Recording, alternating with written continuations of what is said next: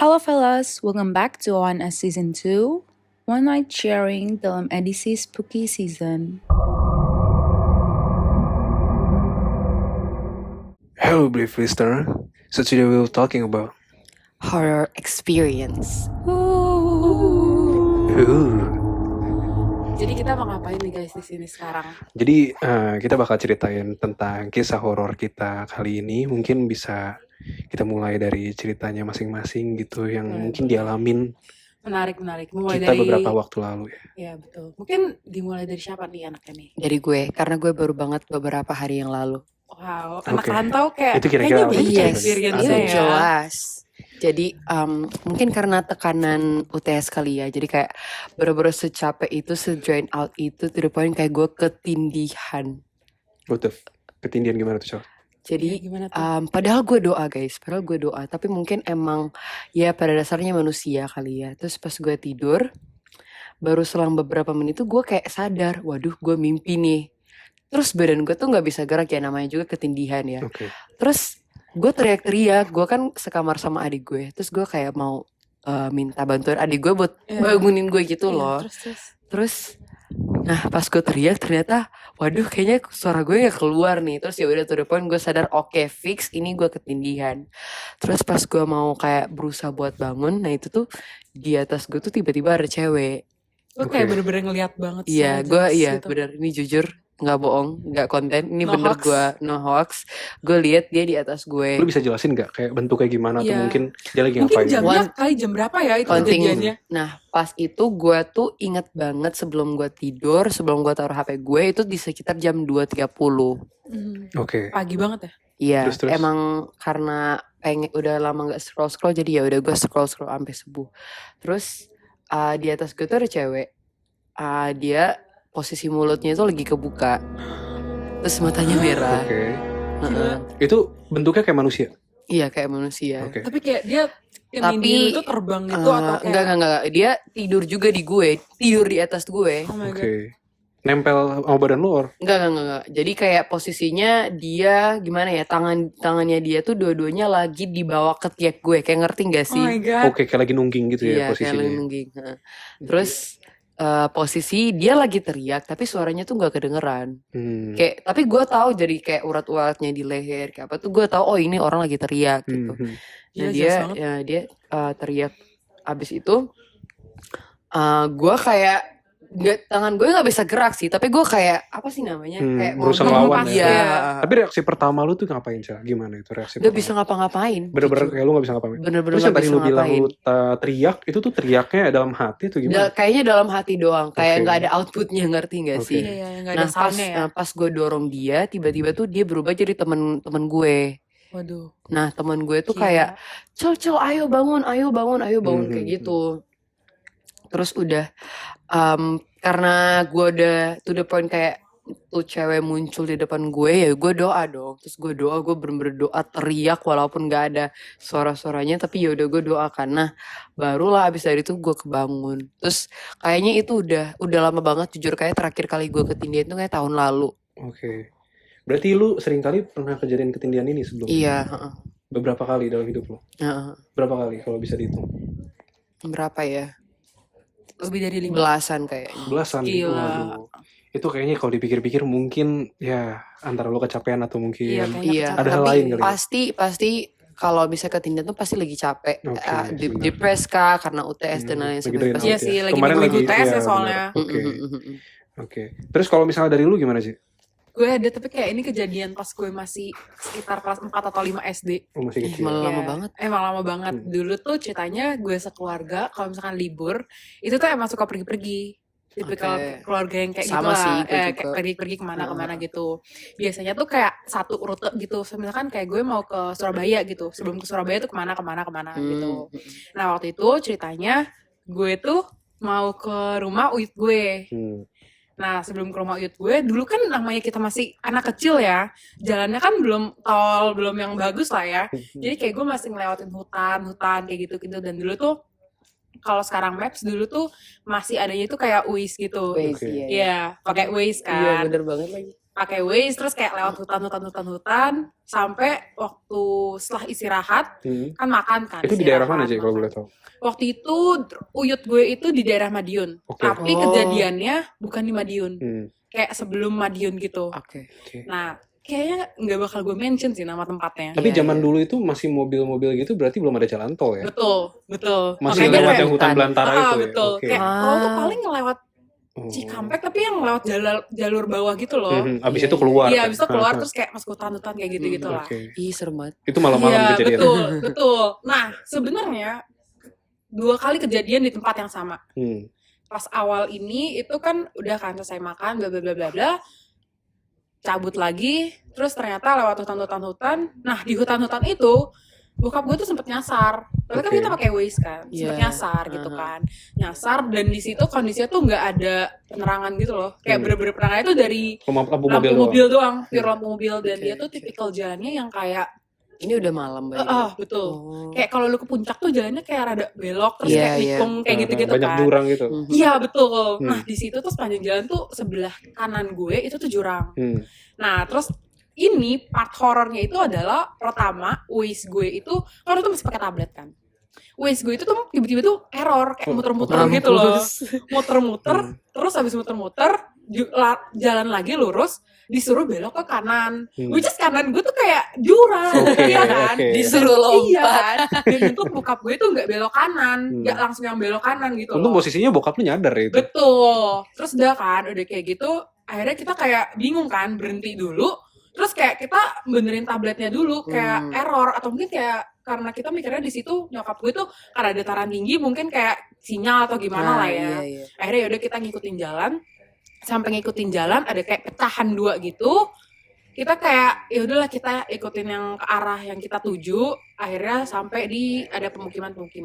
Oke. Nah, karena itu kondisinya udah malam, jadi kita cari hotel gitu kan. Dan di situ tuh tempatnya, hotelnya bukan kayak hotel-hotel yang tinggi gede gitu loh, kayak yang rumah biasa. Rumah singgah ya. betul kayak gitu. Kayak apa ya? Ya kira-kira kayak motel gitu lah ya. Iya, Terus iya. kayak akhirnya berhenti di satu tempat. Nah, di tempat itu kan kayak dulu pas gue masih kecil gue tuh belum ngerti apa-apa kan, kayak ya udah ikut-ikut aja. Terus habis itu setelah itu kita tidur, terus ternyata pagi-paginya gue juga udah bangun kan. Waktu itu gue ada nenek gue 2, terus nyokap bokap gue adik gue. Nenek Terus- lu ada 2? Iya, dari nyokap Mama gue oke, sama oke. bokap gue. Oke. Beda Bridging dulu, bridging dulu.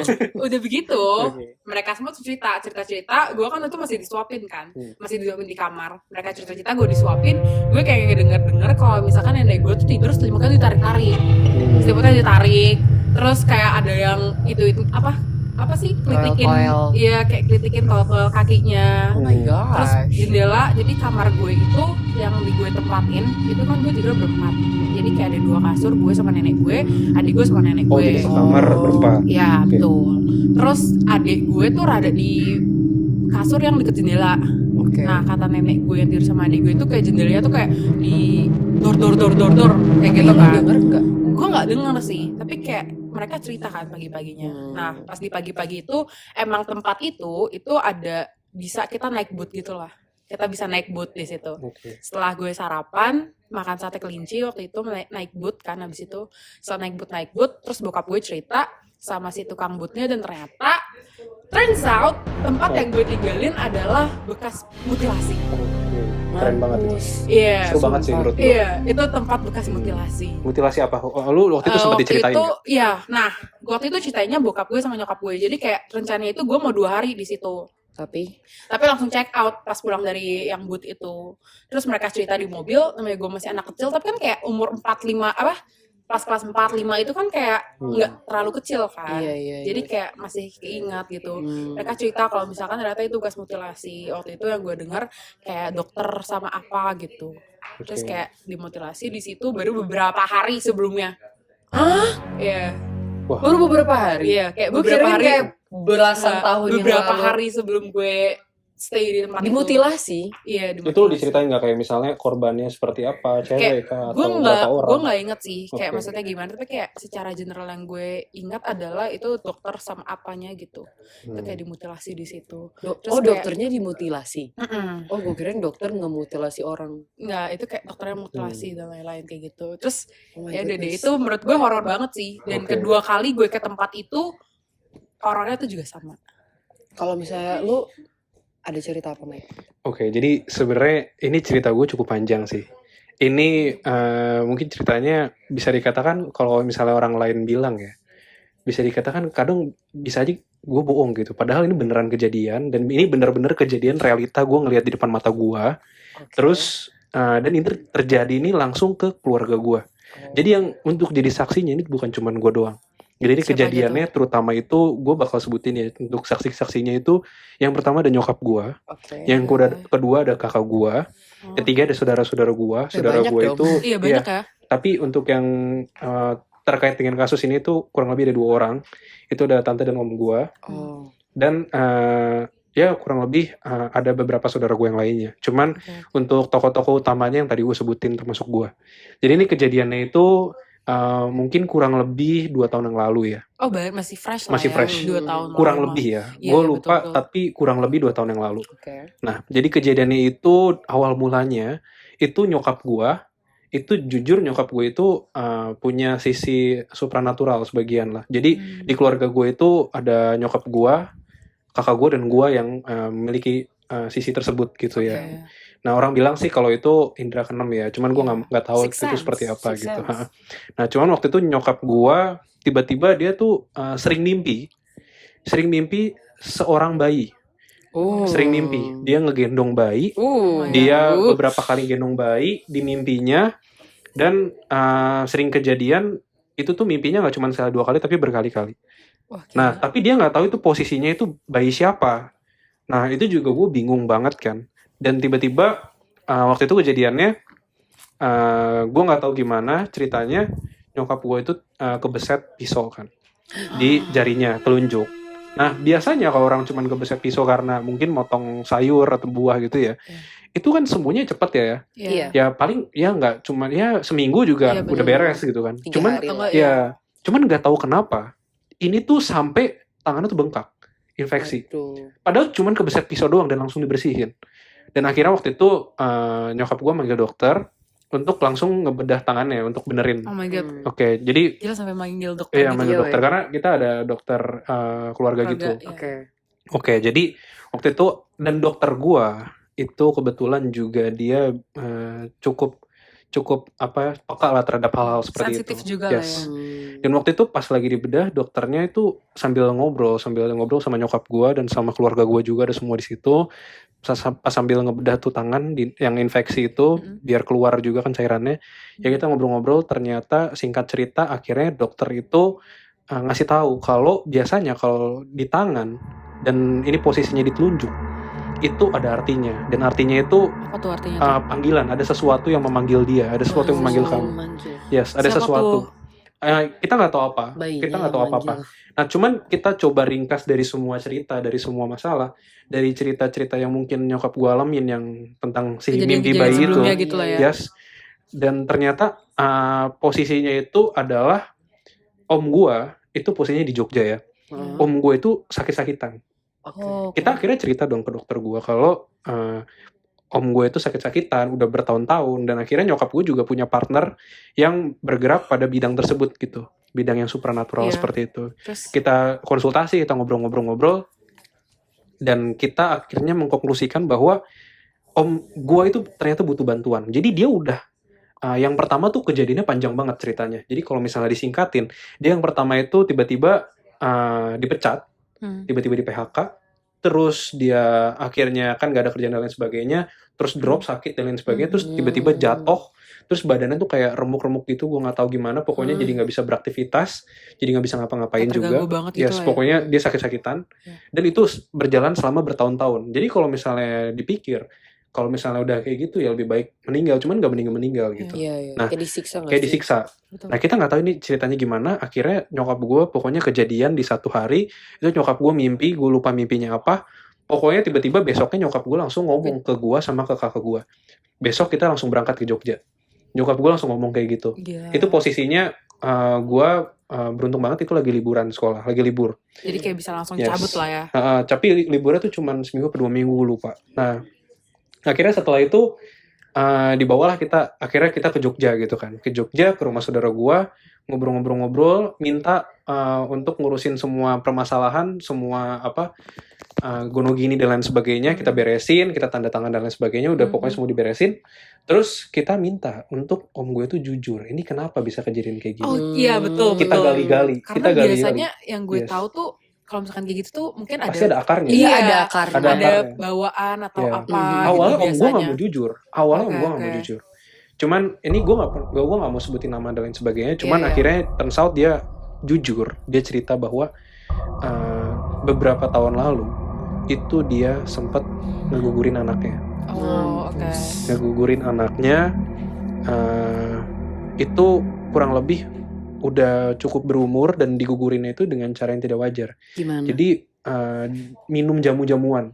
Otomatis oke. kalau minum jamu-jamuan gitu kan ngerusakin kan. Jadi Iya, kayak iya. ngerusak secara tidak langsung tapi jangka waktunya lama baru Iya, keluar betul. janinnya gitu kan. Hmm. Nah, itu kenapa digugurin? Karena emang posisinya pada saat itu kondisi finansial dan ekonomi keluarga itu sedang tidak baik. Makanya akhirnya memilih untuk menggugurkan anaknya. Iya, iya. Dan itu adalah karma dia dari menggugurkan anaknya tersebut. Itu ceritanya panjang banget. Jadi apa yang dialamin saat itu ketika dia sakit-sakitan, dia nggak bisa dapat pekerjaan lagi, terus dia jatuh, dia jatuh dari atap rumah sampai bawah, badan Gila. patah dan lain sebagainya, Gila. dan itu nggak beres-beres. Itu ternyata semua karmanya yang dialamin selama itu.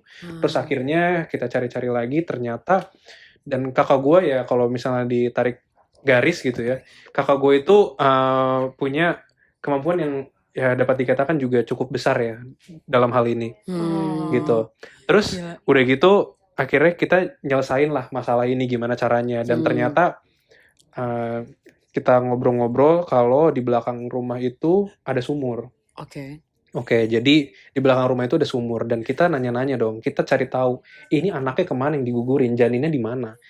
Dan mau dicari tahu yes, kita semua cari tahu. Karena Kita kalau pengen nggak beresin dicari tahu masalah nggak ini. beres-beres Yes, sih. kalau Iya yes, kan? iya bener. Jadi harus diberesin ini semua Iya, masalah. betul. Dan akhirnya mereka jujur kalau si janin ini dikubur di belakang rumah dekat sumur. Oh, Oke. mungkin kayak menghantui kayak gitu karena di dekat di satu dekat lingkungan rumah. yang sama nggak sih?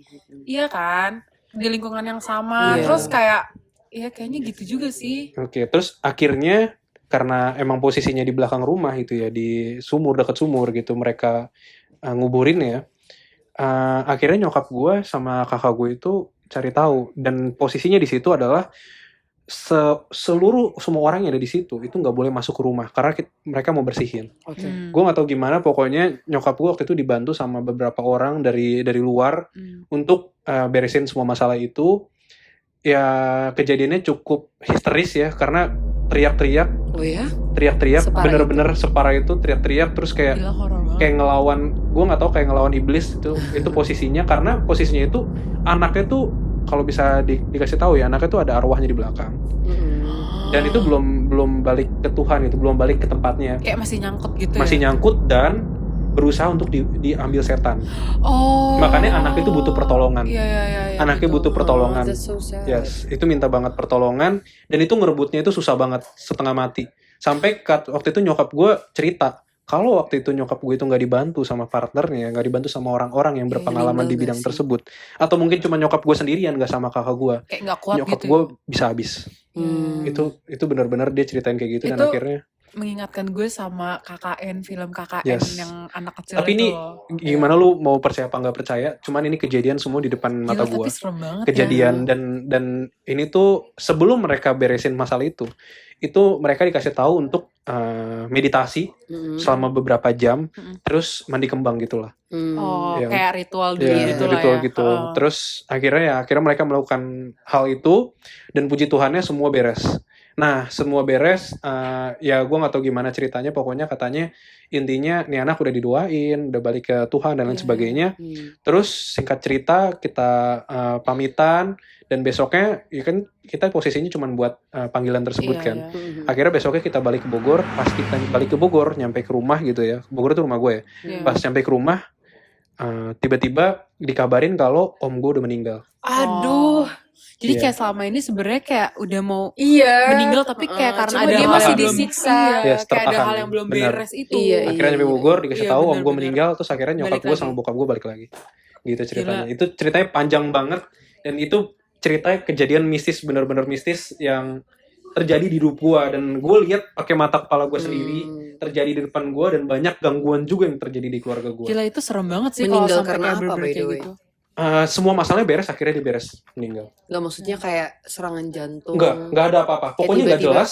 Pokoknya pas Kayak kejadian itu. tunggu waktu aja nggak Yes. sih sebenarnya? Iya. Pokoknya pas sebelum meninggal itu yang Hamin 1 lah. Pokoknya Hamin 1 sebelum dia meninggal, sebelum gue balik Bogor, Oke. itu dia cuman bilang kayak minta dibeliin kepala kakap gitu, dia pengen makan. Oh, itu udah tanda-tanda fix. Ya gue nggak tahu sebenarnya tanda-tanda apa gimana, cuman ya itu pokoknya semua masalah udah beres, kita udah iya. fine-fine aja, semua gono gini udah kelar, semua sertifikat semua udah diamanin, pokoknya semua udah beres. Terus besokannya tiba-tiba dia meninggal. Ya tapi serem banget sih. Apalagi Iya. kayak udah Iya. menyangkut keluarga Iya, gitu loh. iya, Iya iya, kan? iya. Ini gila banget. Iya. Gue jujur, maka dari itu mungkin buat teman-teman di sini yang ya mungkin Dengerin ya. yang dengerin Iya. gitu ya, mungkin lu pada berhubungan di luar ya gitu Manusia, ya. manusia sama manusia di luar ya. itu. Dan jangan sampai MBA gitu. Bahkan jangan sampai ngegugurin karena Iya, karmanya itu jauh lebih besar gitu. Sebenarnya nggak cuma gugurin juga sih, maksudnya Yes. banyak banget yang anggota keluarga tuh bisa lakuin and bisa bener-bener ngefek di Iya, betul, anggota benar, keluarga benar. lainnya. Dan bisa nurun ke anak-anak Betul, lainnya. nurun. Apalagi kayak kalau misalkan dulu-dulu lo atau keluarga dulu-dulu lo itu ada kayak pegangan atau Iya. gimana gitu. Itu kayak bisa nurun terus kayak bisa juga impact ke lo. Iya. gimana. Impactnya tuh bisa nggak Gede cuman ke banget. anaknya doang, bahkan Iya, bisa betul. keturunan yang lain-lainnya. Iya, gitu. iya, Dan lu nggak bakal betul, sadar betul. hal itu. Iya. Namanya apa sih?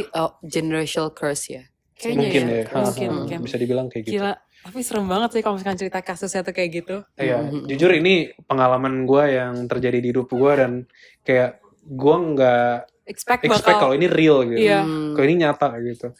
felt. Karena waktu itu aja pas lagi proses beresin ya.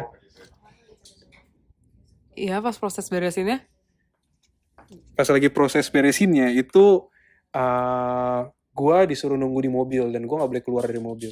Oh ya, jadi Yes. selama itu lu di mobil. Selama itu gue di mobil dan bener-bener kayak gue nungguin itu tuh berjam-jam gitu.